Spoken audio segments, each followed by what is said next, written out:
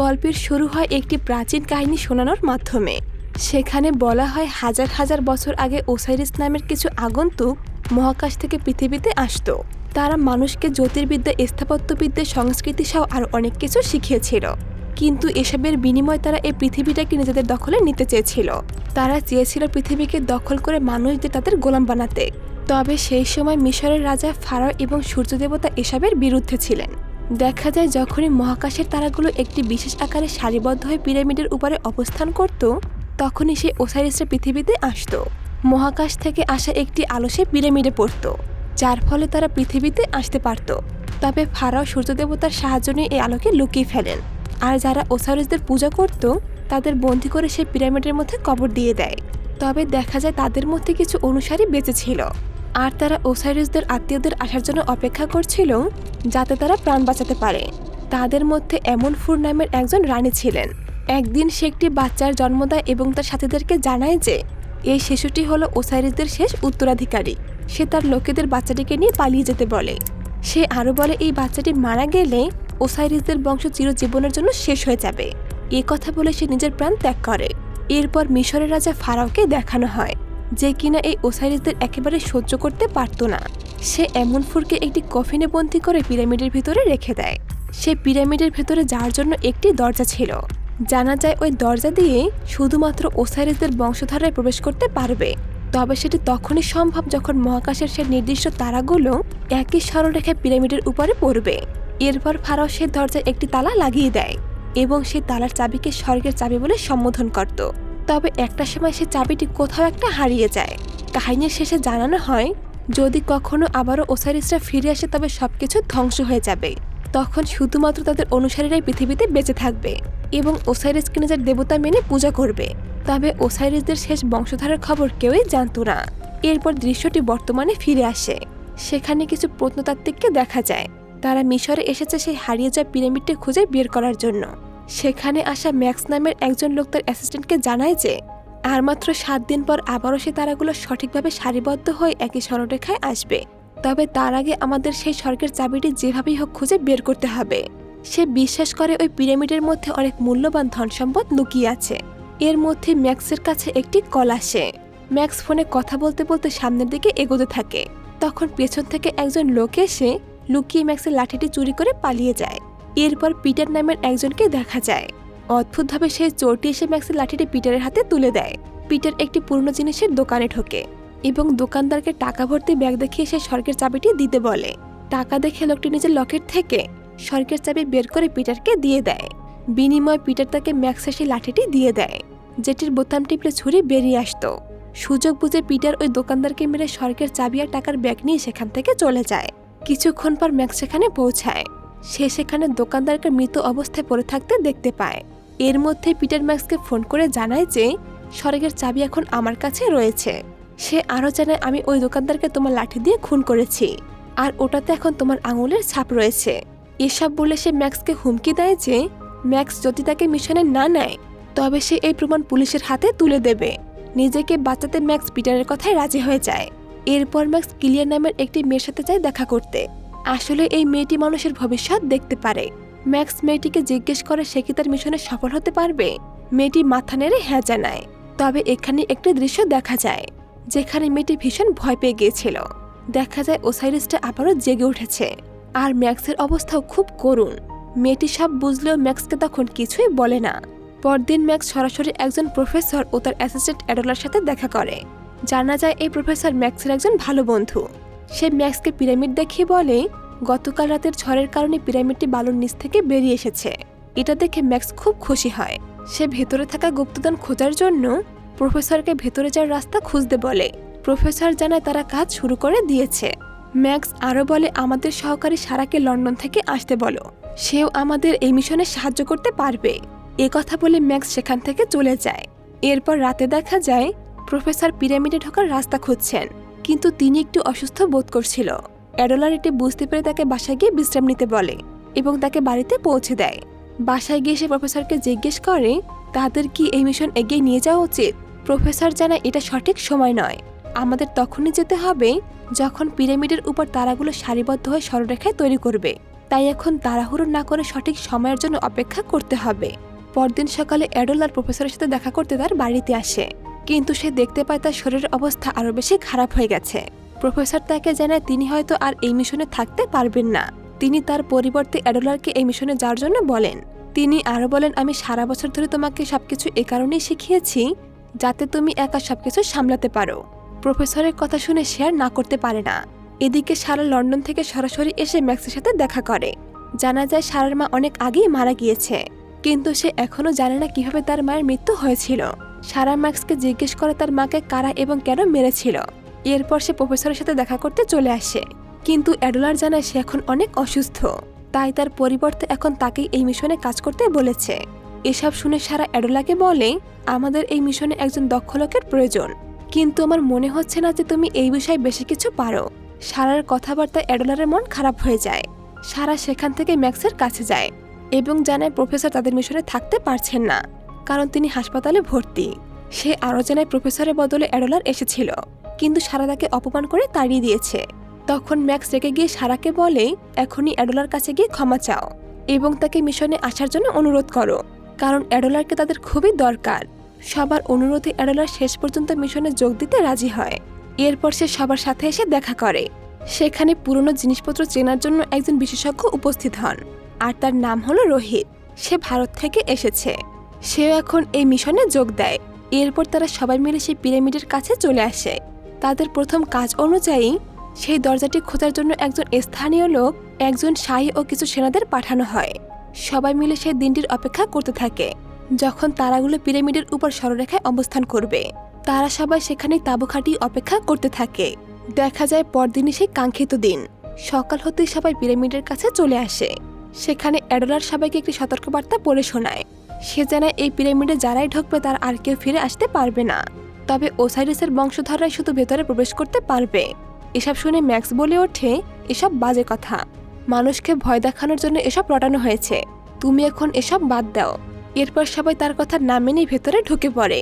ভেতরে ঢুকে ম্যাক্স তার একজন সেনাকে সামনের দেয়াল ভেঙে ফেলার নির্দেশ দেয়। তারা সবাই মিলে সেই ভাঙা অংশ দিয়ে ভেতরে প্রবেশ করে, আর সামনে এগোতেই তারা একটি প্রবেশদ্বার দেখতে পায় যা ভেতর থেকে সিল করা ছিল। ম্যাক্স বলে, যারা এই দরজাটি বানিয়েছে তারা হয়তো ভেতরে ঢোকার পর এটি সিল করে দিয়ে নিজের প্রাণ বিসর্জন দিয়েছে, যাতে কেউ ভেতরে ঢুকতে না পারে। তারা সেই দেয়ালটিও ভেঙে ভেতরে ঢুকে পড়ে। কিছুটা এগোতেই তারা দেখে সামনের রাস্তা বন্ধ। সেখানে ভীমরুলের বাসার কারণে পুরো জায়গাটি আটকে আছে।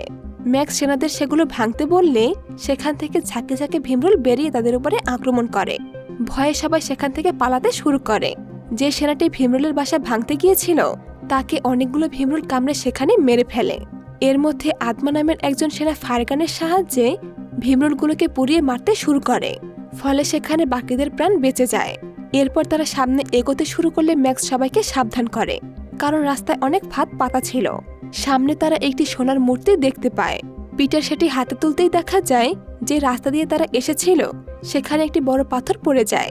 পাথরের নিচে চাপা পড়ে একজন সেনা তার প্রাণ হারায়। পিটার মূর্তিটি আবার আগের জায়গায় রাখলে পাথরটি সরে গিয়ে রাস্তা আগের মতোই হয়ে যায়। এতে ম্যাক্স রেগে গিয়ে পিটারকে বলে, আমি না বলা পর্যন্ত তুমি কোনো কিছুতেই হাত দেবে না। এরপর তারা সামনে অনেকগুলো টাইলস দেখতে পায়। এই টাইলসগুলো এমনভাবে সাজানো ছিল যে ভুল কোনো টাইলসে পা দিলে মৃত্যু নিশ্চিত। রোহিত তার গণনার মাধ্যমে বোঝার চেষ্টা করছিল কোন কোন টাইলসে পা রাখা যাবে, কিন্তু হঠাৎ করে তার গণনায় কিছুটা ভুল হয়ে যায় এবং সে ভুল টাইলসে পা রেখে ফেলে। তবে কোনোভাবে সে প্রাণে বেঁচে যায়। তখন অ্যাডোলার তাকে বলে ওঠে, যখন এই পিরামিড বানানো হয়েছিল তখন শূন্য আবিষ্কৃত হয়নি, তাই গণনা 1 থেকে শুরু করো। তার কথা মতো কাজ করলে রোহিত সঠিক রাস্তা খুঁজে পায়। আরও কিছু দূর যাওয়ার পর তারা সামনে একটি বড় পাথর দেখতে পায়। পাথরটি পর্যবেক্ষণ করলে তাতে কিছু প্রাচীন ভাষায় লেখা দেখে। রোহিত ও অ্যাডোলার তা বোঝার চেষ্টা করে। অ্যাডোলার বলে, আমার মনে হচ্ছে এর নিচে কোনো রাস্তা আছে। পাথরটি সরাতেই দেখা যায় তার কথাই সত্য। সেখানে একটি গোপন কক্ষ রয়েছে। ভেতরে ঢুকে তারা সবাই অবাক হয়ে যায়, কারণ জায়গাটি ছিল অত্যন্ত সুন্দর ও অন্যরকম। সেখানে রানী এমন ফুলের সে কফিনটি রাখা ছিল। ম্যাক্স এসে সেই কফিনটি খুলে রানীর লাশটি বাইরে ফেলে দেয়। এটা দেখে সবাই ভীষণ অবাক হয়ে যায়। রোহিত বলে ওঠে, অন্তত এই মৃত মানুষটার লাশের প্রতি একটু সম্মান দেখাও। এ কথা শুনে ম্যাক্স বলে, আমার এই এমন ফুলের লাশের কোনো প্রয়োজন নেই, আমাদের শুধু ধন সম্পদ চাই। যেভাবেই হোক ওসাইরিসদের মন্দির খুঁজে বের করতে হবে। আমাদের এই পিরামিডের ভেতর থেকে সেই মন্দিরটি খুঁজে বের করতে হবে, যেখানে ওসাইরিসের লোকেরা মহাকাশ থেকে আসতো। এরপর সে পিটারের কাছে স্বর্গীয় সে চাবিটি চায়। সে কফিনের নিচে চাবি লাগানোর একটি গোপন জায়গা খুঁজে পায় এবং সেখানে চাবিটি লাগাতেই একটি গোপন রাস্তা খুলে যায়। সবাই একে একে তার মধ্যে প্রবেশ করতে শুরু করে। সারার সেখানে যেতে ভয় লাগছিল, তবে অ্যাডলার তাকে সাহস দিয়ে নিজের সাথে ভেতরে নিয়ে যায়। সবাই সেই রাস্তা ধরে এগোতে থাকে। ম্যাক্স পিটারকে সবার পেছনে থাকতে বলে, যাতে করে সে কোনো ঝামেলা পাকাতে না পারে। এতে পিটার ভীষণ রেগে যায়, তাই সে উল্টো সবার আগে এগোতে শুরু করে। আর তাড়াহুড়োতেই একটি পাথরের উপর পা পড়তে সেখানকার রাস্তা বন্ধ হয়ে যায়। এর ফলে তারা 3টি দলে ভাগ হয়ে যায় এবং পাথরের দেয়ালের কারণে আলাদা হয়ে পড়ে। এদিকে রোহিত আর একজন সেনা মন্দিরের রাস্তা খুঁজতে খুঁজতে আরো নিচে এগোতে শুরু করে। হঠাৎ অদ্ভুত কিছু একটা এসে সৈন্যকে ধাক্কা মারে, যার ফলে সেই সৈন্য খাদের মধ্যে পড়ে যায়। অন্যদিকে অ্যাডলার নিচে যাওয়ার একটি রাস্তা দেখতে পায়। সে সারা আর ক্লিয়ারকে সাথে নিয়ে সেই পথ দিয়ে নিচে নামতে শুরু করে, কিন্তু যেদিন তারা সেই সৈন্যটির লাশ দেখতে পায়, যে কিছুক্ষণ আগে ওপর থেকে পড়ে গিয়েছিল। এতে বোঝা যায় যে এই রাস্তাগুলো সব একে অপরের সাথে যুক্ত, অর্থাৎ বাকিদেরও এখানে খুঁজে পাওয়া যাবে। দেখতে দেখতে সবাই এক জায়গায় এসে জড়ো হয় এবং আবার মন্দির খুঁজতে শুরু করে। খুঁজতে খুঁজতে তারা এমন এক জায়গায় এসে পড়ে যেখানে ওসাইরিস অনুসারীদের ঘুম পাড়িয়ে রাখা হয়েছিল। দেখা যায় তারা সবাই এখন মমি হয়ে সেখানে দাঁড়িয়ে আছে। ক্লিয়ার সবাইকে জানায় যখনই সব তারা একই সরলরেখায় আসবে, তখন যদি ওসাইরিসদের বংশধরের রক্ত এই মন্দিরে লাগে, তবে এখানে থাকা সবাই আবার জীবিত হয়ে যাবে এবং পুরো দুনিয়া ধ্বংস করে ফেলবে। এসব শুনে সবাই ভীষণ ভয় পেয়ে যায়। হঠাৎ একটি মমি জেগে ওঠে সারার গলা চেপে ধরে। সারার চিৎকার শুনে অ্যাডলার তাকে বাঁচানোর জন্য ছুটে আসে, কিন্তু মমিটি সারাকে দূরে ছিটকে ফেলে দেয়। একজন সৈন্য মমির উপর গুলি চালাতে শুরু করলে মমিটি তাকে ধরে আঁচড়ে মারে এবং সৈন্যটি সেখানেই মারা যায়। অ্যাডলার সারাকে বাইরে যাওয়ার রাস্তা খুঁজতে বলে এবং জানায় সে বাকিদের খুঁজে নিয়ে আসছে। সারা একটি দরজা খুলতে সক্ষম হয়, কিন্তু সেটি আবার বন্ধ হতে শুরু করে। একবার বন্ধ হলে সেটি আর খোলা যাবে না দেখে সবাই সেদিকে দৌড়ে যায়। মমিটি এসে রোহিত আর পিটারকে ধরে ফেলে, তবে সে রোহিতকে দরজার বাইরের দিকে ছুঁড়ে মারে, যার ফলে রোহিত বেঁচে যায়। দরজা প্রায় বন্ধ হওয়ার মুহূর্তে পিটার ভেতরে ঢোকার চেষ্টা করলে মমিটির তার দিকে এগিয়ে আসে। শেষ মুহূর্তে বাকিরা সবাই মিলে পিটারকে টেনে বাইরে বের করে আনে এবং দরজাটি বন্ধ হয়ে যায়। এতে তারা সবাই প্রাণে বেঁচে যায় আর মমিটি ভেতরেই থেকে যায়। সামান্য সামনে এগোতে তারা ওসাইরিসদের সেই মন্দিরের মূল দরজা দেখতে পায়। ম্যাক্স অ্যাডলারকে সেই দরজা খুলতে বলে। অ্যাডলার দরজার উপরে লেখাগুলো পড়ে সবাইকে জানায়, এই মন্দিরে প্রথমে ওসাইরিসদের একজন বংশধরে ঢুকতে হবে, নয়তো এই জায়গাটি একেবারে ধ্বংস হয়ে যাবে। এরপর অ্যাডলার সেই দরজার গায়ে থাকা একটি বোতাম চেপে দ্রুত সেখান থেকে সরে আসে। ঠিক তখনই ম্যাক্স সারাকে একটি চমকে দেওয়ার মতো কথা বলে। সে জানায় সারার মা ছিল ওসাইরিসদের একজন বংশধর, আর তুমি তার মেয়ে হওয়ার কারণে তুমিও এখন ওসাইরিসদের বংশধরের মধ্যে একজন। আর তুমি যাতে প্রথমে ভেতরে যেতে পারো, সেজন্য আমি তোমাকে লন্ডন থেকে এখানে এনেছিলাম। এসব শুনে সারা ভীষণ অবাক হয়ে যায়। এরপর সে ম্যাক্সের কথা মতো দরজার কাছে এগিয়ে যায়। অদ্ভুতভাবে সারা দরজার কাছে যেতেই এক ঝলকানো আলোর সৃষ্টি হয় এবং দরজাটি একা একাই খুলে যায়। এরই মধ্যে তাদের দিকে ওই মমিটি এগিয়ে আসতে দেখে দ্রুত সবাই মন্দিরের মধ্যে ঢুকে দরজা বন্ধ করে দেয়। এরপর তারা সবাই ভেতরে গিয়ে ওসাইরিসদের মূল মন্দির দেখতে পায়, যা দেখতে ভীষণ চমৎকার ছিল। রোহিত এই জায়গাটি দেখে বলে, এই জায়গাটি অনেকটা এনার্জি জেনারেটরের মতো দেখতে। এরপর আত্মা সারাকে ধরে একটি জায়গায় বসিয়ে দেয়। এখানে ম্যাক্স তার আসল প্রাণ সম্পর্কে জানায়। সে বলে এখন সে সারা রক্ত এই জায়গায় ঢালবে, কারণ এখন মহাকাশের সেই তারাগুলো একে সরলরেখায় রয়েছে। এর ফলে ওসাইরিসরা আবারও পৃথিবীতে ফিরে আসবে এবং তার সব অনুসারে জীবিত হয়ে পুরো দুনিয়াকে শেষ করে ফেলবে। সে আরো বলে, তখন আমি ওসাইরিসদের সাথে মিলে এই পুরো পৃথিবীতে রাজত্ব করব। এসব দেখে অ্যাডলার সারাকে বাঁচানোর জন্য এগিয়ে আসে। তখন আত্মা তার উপরে গুলি চালিয়ে দেয়, কিন্তু অ্যাডলারকে বাঁচাতে রোহিত সামনে চলে আসে এবং গুলির আঘাতে সে সেখানেই প্রাণ হারায়। এদিকে সারা ম্যাক্সকে জিজ্ঞেস করে, তুমি আমার মায়ের সাথে কি করেছিলে? তুমি আমাকে নিজের স্বার্থের জন্য ব্যবহার করলে, তার মানে তুমি আমার মায়ের মতো আমাকে মেরে ফেলতেই চাইছো। এ কথা শুনে ম্যাক্স সম্মতি জানিয়ে বলে, এই রিচুয়াল শুধুমাত্র ওসাইরিয়াসদের বংশের মেয়েদের দিয়ে করা যায়, তাই আমি তোমার মাকে এ ব্যাপারে সবকিছু বুঝিয়েছিলাম, কিন্তু তোমার মা আমার কোনো কথায় রাজি হচ্ছিল না, সেজন্যই আমি বাধ্য হয়ে তাকে মেরে ফেলেছি। এসব শুনে সারা একদম স্তব্ধ হয়ে যায়। নিজের বাবাই তার মেয়েকে মেরেছে এই কথা জানতে পেরে সারা ভীষণ ভেঙে পড়ে। এর মধ্যে ম্যাক্স জোর করে সারার হাত কেটে সেখান থেকে কিছুটা রক্ত নিচের মাটিতে ফেলে দেয়, আর এতে করে সেই মেশিন স্টার্ট হয়ে যায়। সেখান থেকে আলো সরাসরি গিয়ে সেই মমির উপরে পড়তে শুরু করে। এতে সব মমিগুলো আস্তে আস্তে জেগে উঠতে শুরু করে এরপর ম্যাক্স কিছু মন্ত্র উচ্চারণ করে ওসাইরিসদের পূজা করতে থাকে। সে চাইছিল ওসাইরিসরা পৃথিবীতে আবারও ফিরে আসুক এবং তাকে দেবতার মতো সম্মান করা হোক।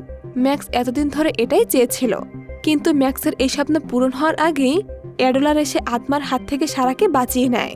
আর সারা উঠে আত্মার পিস্তলটি হাতে নিয়ে ম্যাক্সকে গুলি করে দেয়। আর এটাই ছিল সেই দৃশ্য যা ক্লিয়ার আগে দেখেছিল।